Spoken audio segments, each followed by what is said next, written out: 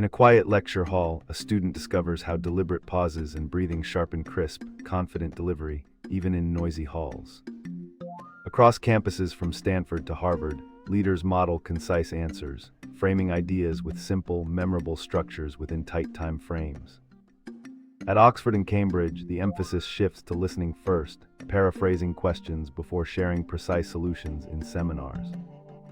MIT, Yale, and Imperial College demonstrate data-driven visuals, guiding audiences through complex concepts without losing momentum or focus. Together, these practices form a transferable toolkit that accelerates thinking and makes conversations smarter, everywhere for teams and classrooms alike.